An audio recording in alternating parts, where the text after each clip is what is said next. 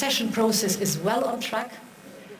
In parallel, we have agreed that we need to work as much as possible to make sure that Ukraine has more business, more income, and thus the seamless access to the European single market is possible for Ukraine. We have 98% of tariffs that are no more on goods. That is good.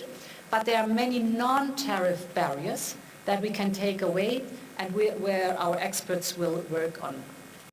For more on this story, we can go across to France 24's Dave Keating standing by in Brussels. Dave, we just heard there from the EU Commission President, who literally is showing her support for Ukraine by what she's wearing. But how significant is this announcement? Well, as expected, President von der Leyen was really focusing on the economics here. It's what she focused on in her annual State of the Union address to the European Parliament yesterday, very much focused on how the EU single market can help Ukraine to rebuild. So she was mentioning there in that soundbite the fact that 98% of tariffs have already been eliminated and that they are looking at ways of further having Ukraine have really intense access to the single market. But note she didn't say full access to the single market because that comes with EU membership. But there's things around the sides there. She mentioned those non-tariff barriers that are left. So one instance is that the EU is going to extend its roaming-free mobile area to Ukraine. That means Ukrainians can use their mobiles in the EU. EU citizens can use their mobiles in Ukraine without roaming. It's a small thing, but it is helpful, for instance, for those Ukrainians who then don't have to get new SIM cards when they are refugees in the EU.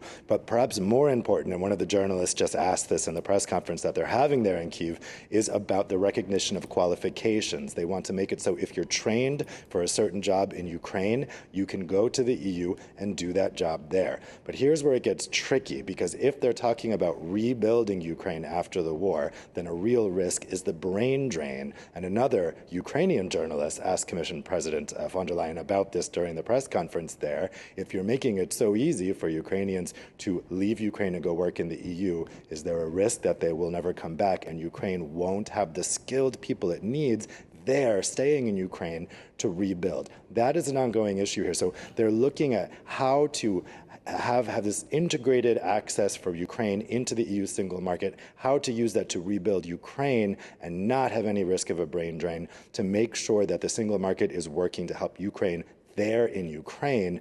That's going to be a tricky tightrope to balance. Dave, we've had the European Union who has accused Russia of using energy as a weapon, something Vladimir Zelensky has reiterated today. So what is Brussels doing as we head into winter? Yeah, both President Zelensky and President von der Leyen just mentioned this at that press conference in Kyiv, that Russia is effectively using energy as a weapon of retaliation against the EU's sanctions. Yesterday, President von der Leyen unveiled some unprecedented interventions in the EU energy market in order to preemptively defend against Putin's actions and the expected cutoff of Russian gas.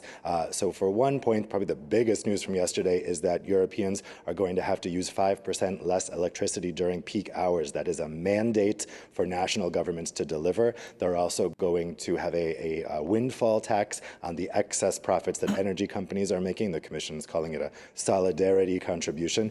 And that is going to go to consumers who are struggling with their energy bills. They've also enabled national governments to cap energy prices. So there's a lot of really unprecedented things there that normally the Commission, which is very free market oriented, is loath to do. It was some pretty major announcements yesterday, but that's how scared they are of the coming months. And they just don't know. The big question is, will Vladimir Putin cut off the gas? The problem is, for Putin, he has nowhere else to send that gas. The pipelines go to the EU. The gas wells have to stay on. If he cuts off the gas deliveries to the EU, he has nowhere else to send the gas, and they've already started burning gas that they're not sending to the EU as they've already cut down supply levels. So the question is, how nervy is the EU feeling? That's the next big question. Von der Leyen did not announce yesterday a cap on the price of the purchase price of gas from Russia. That's what a lot of countries are asking for. They said they need more time to consider the effects of that on the market. And the big question is, if they do that, will Russia just cut off the gas?